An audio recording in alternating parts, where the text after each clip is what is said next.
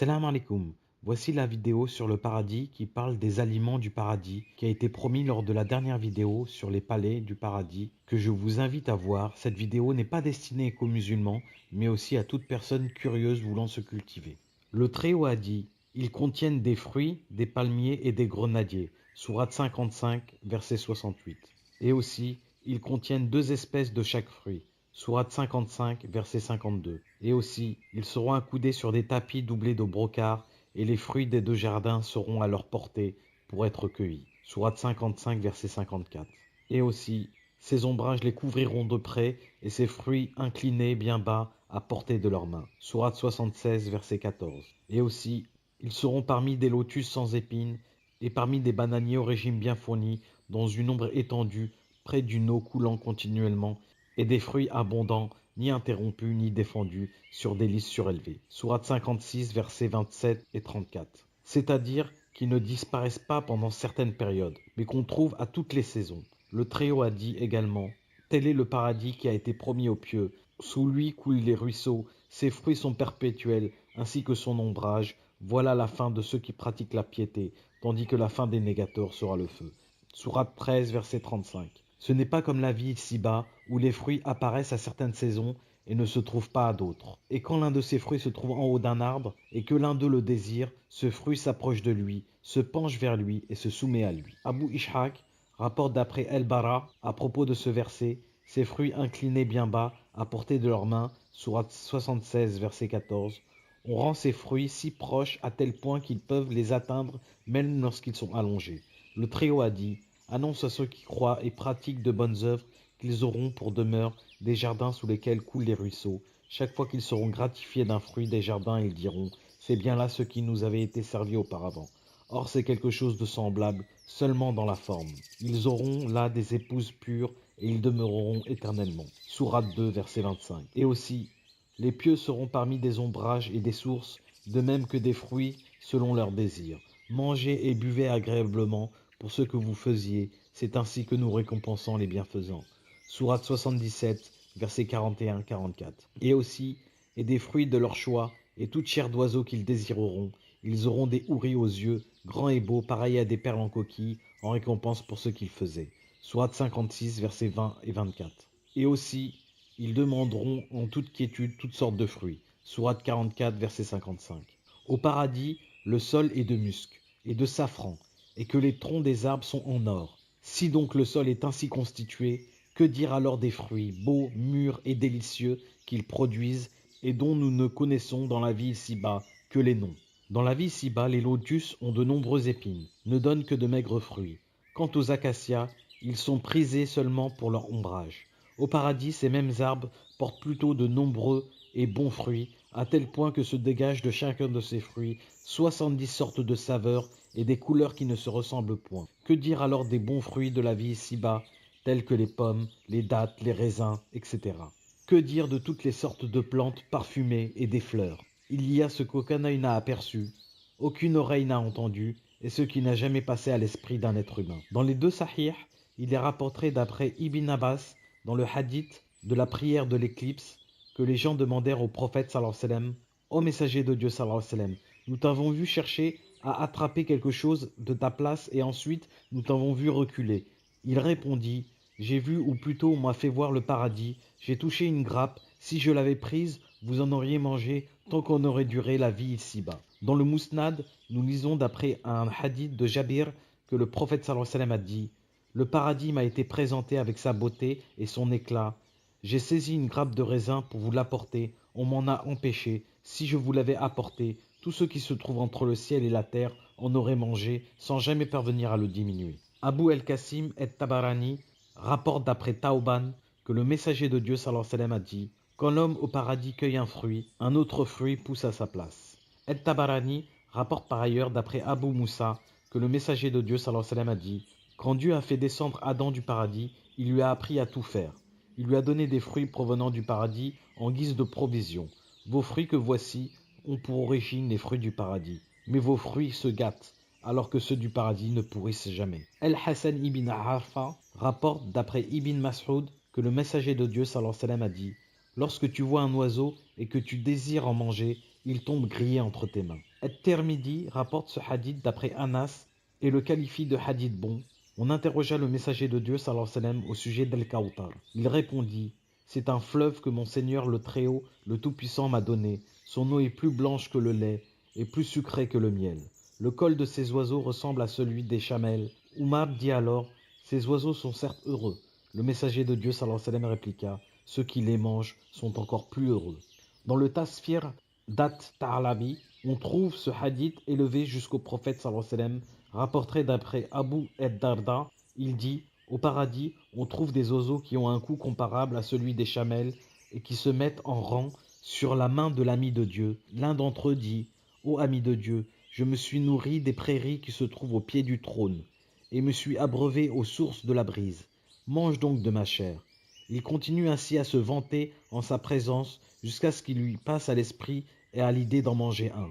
Il tombe entre ses mains sous forme de mets variés.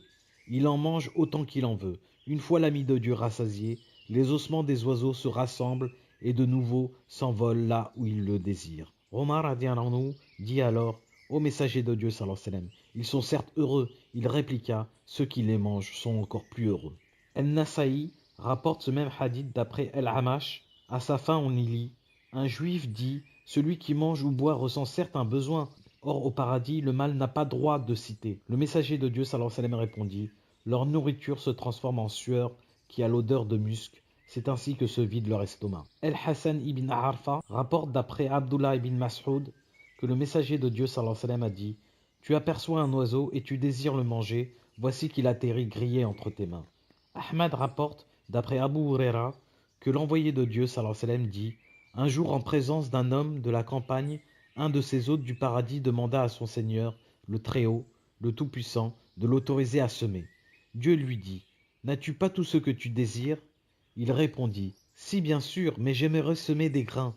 Alors il sema, et bientôt les grains levèrent, mûrirent, et on put les moissonner et en faire des tas gros comme des montagnes.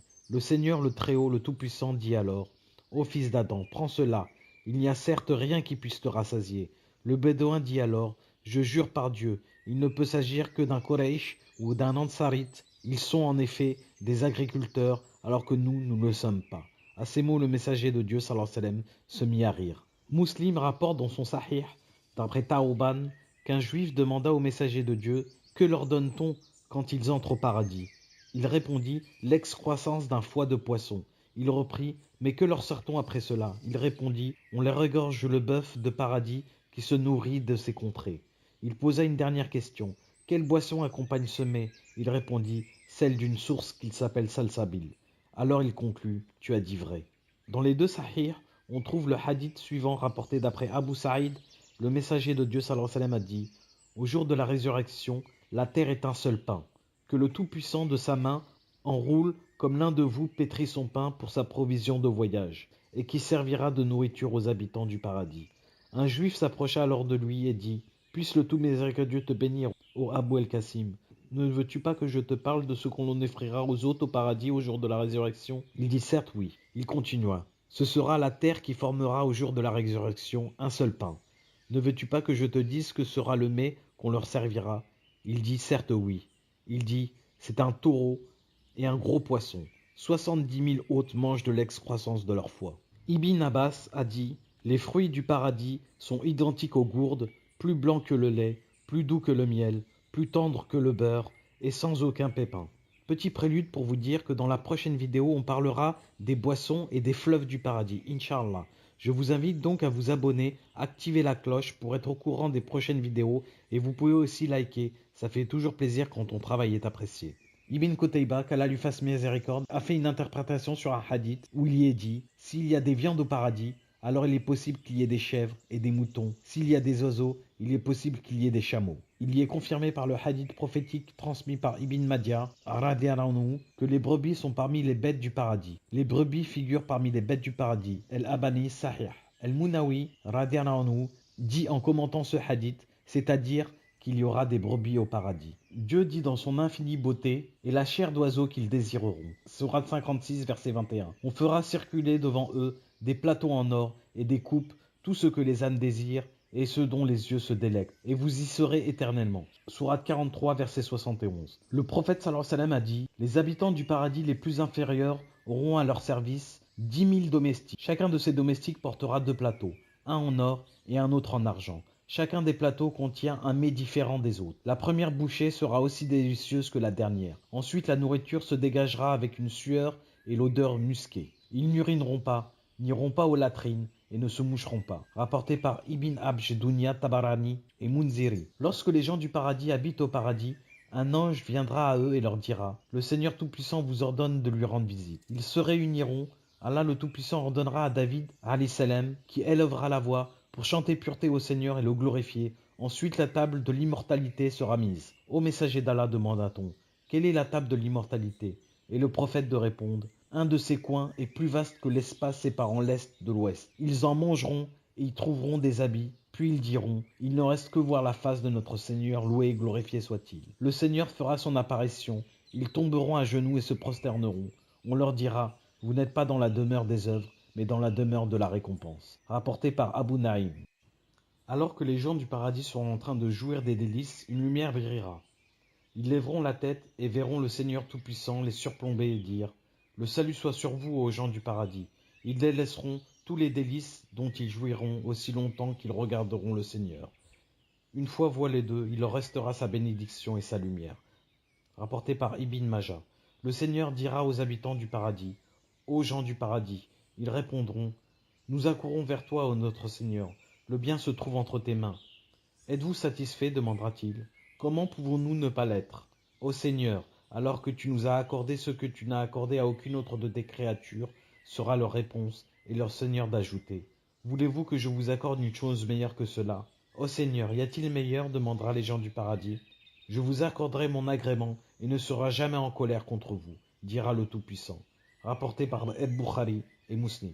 Une fois, j'ai écouté un rappel à la mosquée où il y avait un savant qui disait qu'au paradis, un homme mangera une banane et dira « Elle est excellente ». Le goût sera exquis, délicieux. Il en mangera une deuxième, elle sera encore plus bonne que la première. Il dira « Elle est encore plus exquis ». Il en mangera une troisième et elle sera encore plus agréable que la deuxième.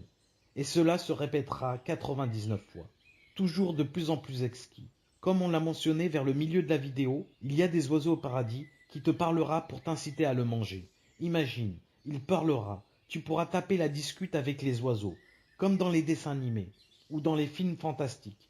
Imagine, déjà une caille rôtie au barbecue, c'est excellent. Alors imagine au paradis, l'inimaginable, ce que nulle oreille n'a entendu, nul œil n'a vu et ce qu'aucun cœur n'a imaginé. Tu pourras certainement parler avec les animaux, les vaches, les moutons, les brebis, les chevaux, les poissons, les poules. Ce sera fantastique au paradis.